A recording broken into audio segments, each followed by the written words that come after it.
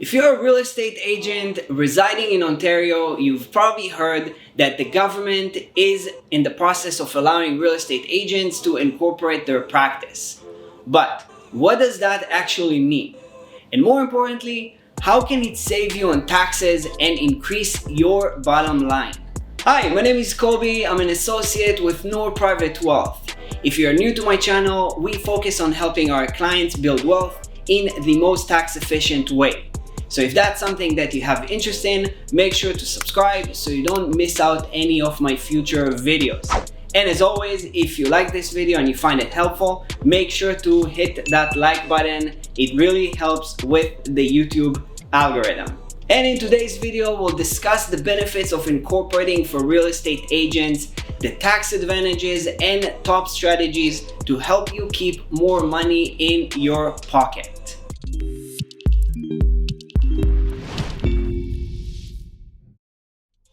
Bill 145, introduced in March of this year, allows real estate agents to incorporate, which is a good thing considering that the corporate tax rate for income under $500,000 is 12.5%.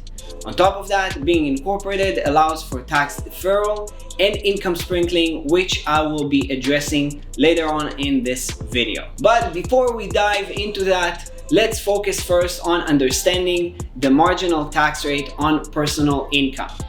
As you can see in this chart, the higher the income, the higher the taxes paid. Up to $44,000, the marginal tax rate is 20%, while over $220,000, the marginal tax rate jumps to 53%. So for somebody earning $180,000, for example, the first $10,000 are not taxed. And from $13,000 to $44,000, the marginal tax rate is 20% and the tax payable is $6,000. From $44,000 to $48,000, the marginal tax rate increases to 24% and the tax payable for that portion of the income is $900 and so on. And as you can see on the last row, the income from $150,000 to $180,000 is taxed at 48% and the tax payable is $14,000. If you add up all the numbers in the tax payable column, you will get a total of $59,800. So if you're making $180,000, notice it says net income, which is the taxable income after deducting the expenses. The taxes payable are $59,800. Now, regardless if you spend all this money or not, the taxes will be paid. This is not the ideal structure when your income is fluctuating. Now, if you were incorporated, the tax rate for the corporation would have been 12.5% as long as the net income is under $500,000. In this case, you would pay $22,500 in taxes. That's a difference of $37,000 compared to being taxed as self-employed. However, you should keep in mind that you still have to pay taxes to take this money out of the corporation. If you were to take all the money out, there is absolutely no tax advantage. So, is it worth incorporating? Let's take David and Patricia, both successful real estate agents. David is not incorporated while Patricia is.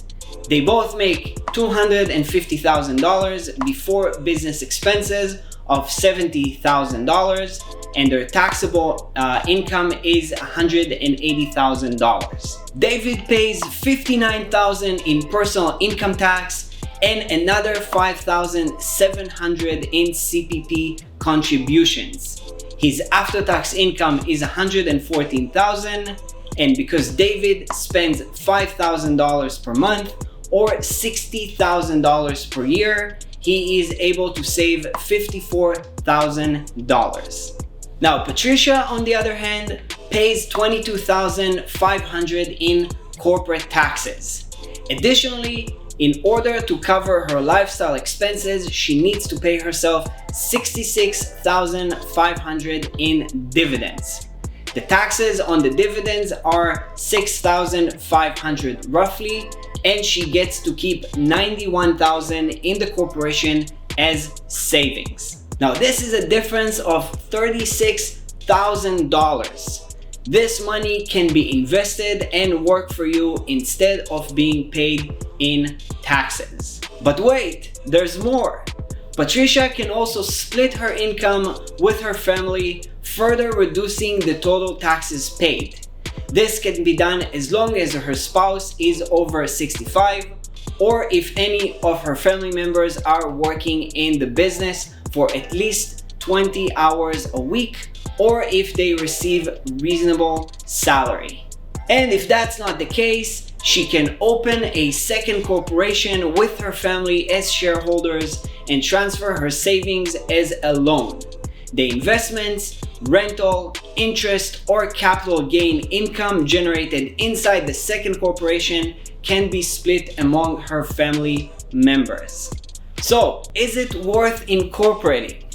If your income is reasonably high, if you're spending less than what you're making, or if you have someone to split your income with, then the answer is probably yes.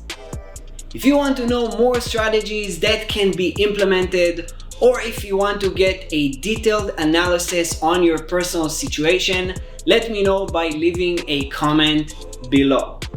That's it for today's video. I hope you found it valuable, and if you haven't done that already, make sure to hit the like button, and if you want to see more, don't forget to subscribe. If you have any questions or comments, please let me know in the comments below. I read and answer to every single one. Thank you very much for watching, and I will see you next time.